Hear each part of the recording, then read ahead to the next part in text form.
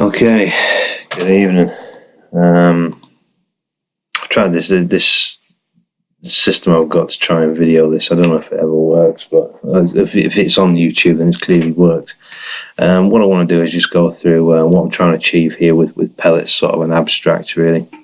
I've studied ammunition for many sort of years, although I'm shooting bits and bobs. I've always been quite particular about the ammunition I get given, because ultimately at the end of the day I'm responsible for where it lands, and I want to make sure that I'm the best that I can be and have the best that I can have, which is why I started compiling one of these years ago. It's been lost over time and moves and this, that and the other, along with a lot of other things. I started shooting rim fires when I was about 12, and then moved on to centre fires at about 14.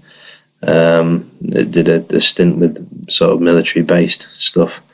Ended up, sort of quite good over at Bisley a bit. This, that and the other. Yeah. Anyway, that's a different story.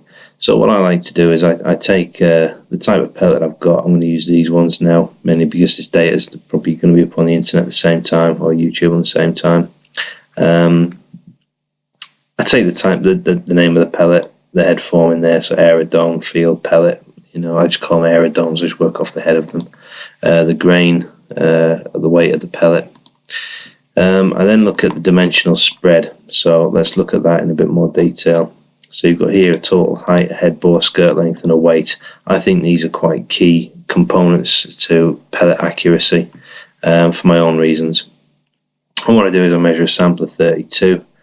And then what I do is I take the lowest, subtract it from the highest, and then find out the difference, so that the spread of millimeters and grains, so to speak.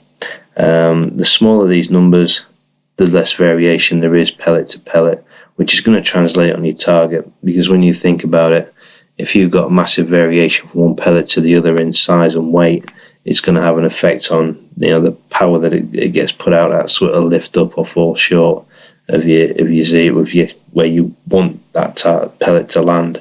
And the same with the size. If it's bigger, it's got a bigger head, there's going to be more resistance there. Yes, a choke barrel will sort some of that out. But what if you ain't got a choke barrel? What if choke barrels aren't your thing? You don't like them? You got to think of everybody when you do these things. Forget all these charts here; they're irrelevant. They're for my own amusement. I'm busy trying to work out tolerances. What's the best tolerance to use? Will I use 1% from nominal, or which is what the tin is, basically 4.5 millimeters plus or minus 1%, and that's what all this is about. Again, forget about it for now. This data here is then all added together to create a quality score. So it's basically, as you can see there, D through to G all added together, which gives us this. So the smaller this number is, the better representation we've got overall as a pellet on the variation. So, quality score, yes, but more variation score. You then have a cost score, which I take off Google. So I'll Google Day State Range Master Sovereign.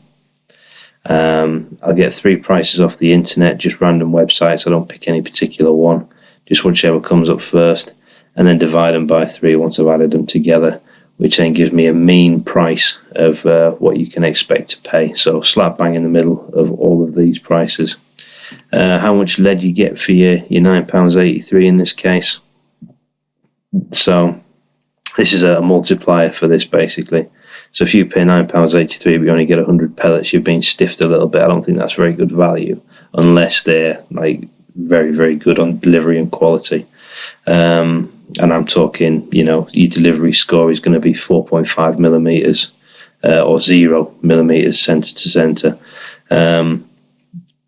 So you would end up essentially with the cost score multiplied by the quantity score, multiplied by the quality score, multiplied by the delivery score.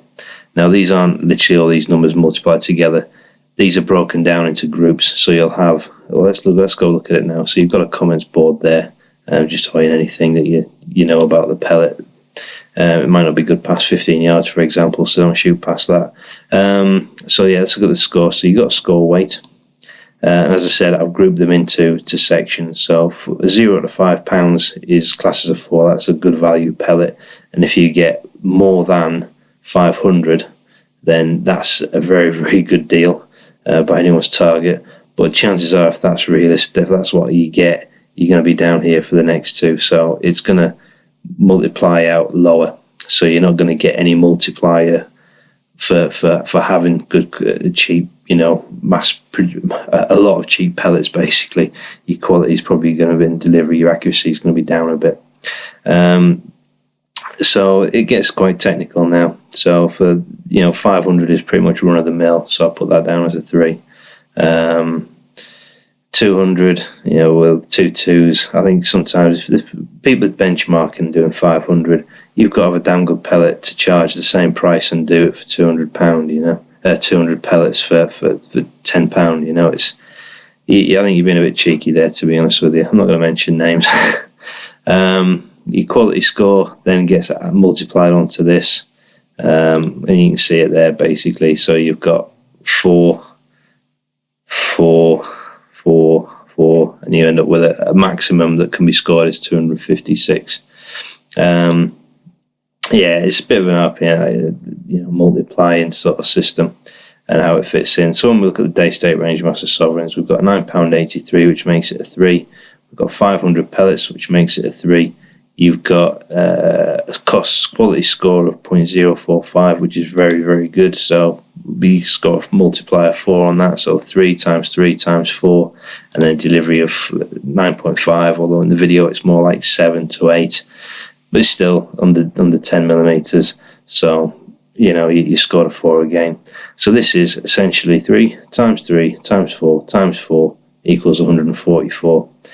Now, as you grade the pellets like this, you end up with a database coming down here of all different kinds of pellets. You can see there's 2 on the back burner here, waiting to get sort of reviewed.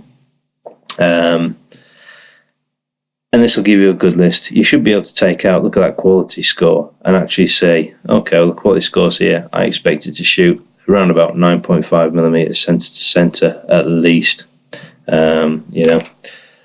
And again, you're just looking at cost, quality, and delivery. That's all you're doing. None of this is subjective in any way, shape, or form. It's all measurable, which is why I like using this system, because you can't really argue with it, although you always get somebody who does.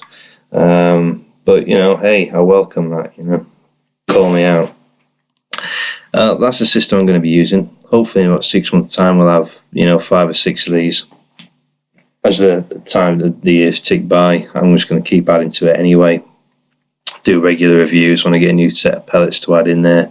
We'll have a quick look at it. But then, like you said, we'll look at it maybe every quarter, every 6 months in whole, and just sort of say, these are looking like standout pellets so far. These are the ones to go for, You may find one that's £3, comes over 1,000, and does print all this out. And if you do, I'm going to buy a lot of them and whack the price up. So good luck.